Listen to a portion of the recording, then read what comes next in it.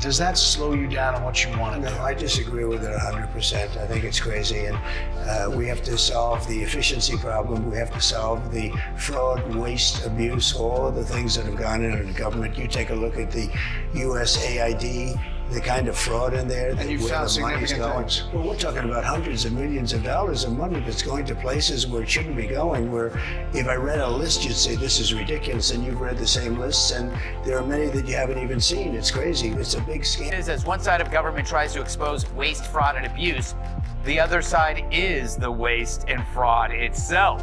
A just released CBS News poll finds a majority of Americans approve of the job he is doing. In fact, he has a higher approval rating than he's ever reached during his first. That is truly a nightmare. Clearly 70% of Americans, and now we're talking Republicans, Democrats, and independents, believe that he's doing exactly what they expected him to do. A newly released CBS poll has Democrats in full panic mode as Trump dominates effortlessly. The shocking results speak louder than words, leaving the liberal media in stunned silence. Even their own audience is turning against them, exposing a dramatic shift for all to see. We will look at every single tool in our toolbox, as we've done this last week, to make sure that we stop him from hurting people. I know this is a nightmare for Democrats, but it's just a preview of Trump's plans. Check out what he said about Democrats protesting Doge and Elon Musk's involvement. It's clear he's not holding back. Elon, you say you trust him. Trust Elon? Oh, he's not gaining anything. In fact, I wonder how he can devote the time to it. He's so into it. But I told him to do that. Then I'm going to tell him very soon, like maybe in 24 hours, to go check the Department of Education. He's going to find the same thing. Then I'm going to go to the military. Let's check the military. We're going to find billions, hundreds of billions of dollars of fraud and abuse. But I campaigned on this, Brad. Hearing this, it's clear CNN isn't happy that Trump holds Elon in high regard. This has sparked concerns at CNN, as they seem increasingly uneasy about Elon and his ambitious Starship program. He owns several businesses where personal data and personal information could benefit his financial interests. And the sources that I've been talking to within the FBI are actually terrified that he is trying to put people within the FBI in order to advance his financial interests. One example of that is he wants the FBI to start using Starlink. So how frightening is that? The fact that he is putting people with Starlink is his own internet company. Which is his own internet company. He wants FBI to start using Starlink to start tracking people. Now, that is terrifying to me that he's not acting, as Scott likes to say, on behalf of the president. He is acting on behalf of himself. And I think people should be very scared about that. You're terrified that the FBI might have the internet? I mean, I'm terrified that Elon Musk is putting people in federal agencies to figure out business opportunities for him. The Democrats' attempt to cancel Elon, along with the Doge investigation, speaks volumes. Despite ongoing USAID issues, Doge uncovered another $1 million in the FEMA investigation. On luxury hotels for illegals in New York City, violating the current law. Trump signed executive order blocking that. Remember when it turned out billions of FEMA's emergency money were spent, and Mayorkas and all of them said, sorry, there's no money. And we went, well, wait, you gave over $2 billion last year to illegals to house in hotels. And they said, that's not true, but it came out it was. And then it turned out they had $1.3 billion hidden for the illegals when they wouldn't give North Carolina and other areas aid. And then the workers and people said, hey, we're being told not to help white people or conservatives. And then we got the internal documents and the training videos saying, quote, we used to be egalitarian and help everybody. That's all changed. The head lady says, now we only help LGBTQ and black people. But they weren't even helping them. It's an excuse to help nobody. Yet, not a single woke celebrity or liberal media outlet is speaking out against this. Supporting Democrats isn't wrong, but acknowledging their mistakes is crucial.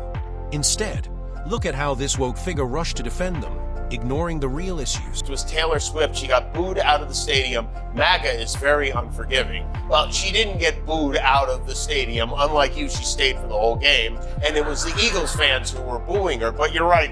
It's all about you. It's always all. Trump's just jealous of Taylor Swift because she has more followers and more money and no kids than he does. He loved being at that game, walking around. He stood there like this for the national anthem, the draft dodger. There is no better metaphor for a Trump presidency than a military flyover over a domed Super Bowl stadium. The game was such a dud that in the third quarter, Trump started posting. He posted this attack on the penny.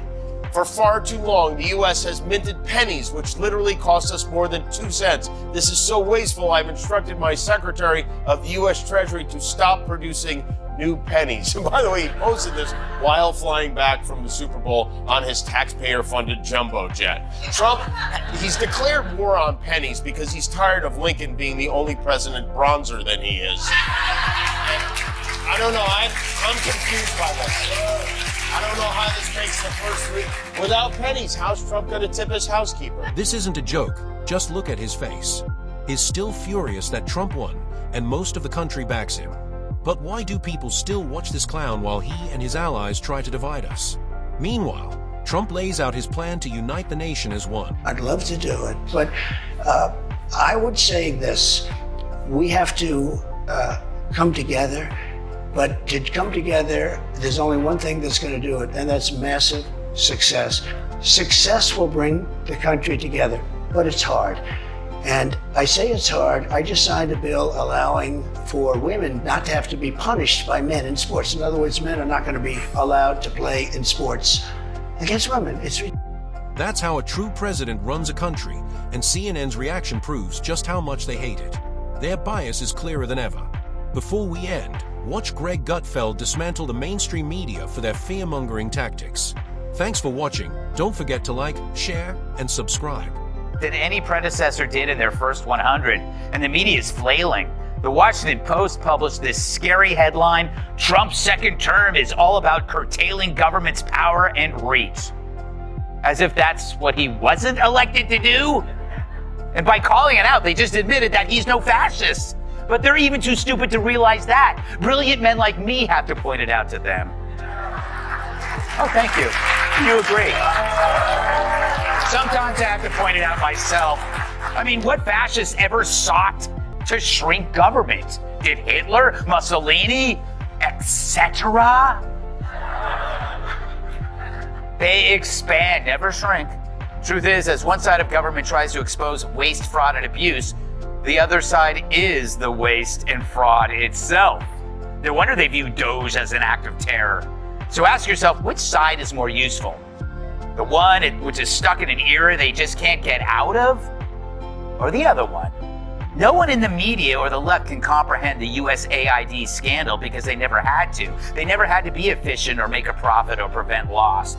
They think they're scoring points by defending the funding of Politico while hurricane victims get kicked out of hotels. The Dems today are living in a worldview so narrow they can't imagine anything beyond identity. They're like a junkie who can't see the life beyond junk.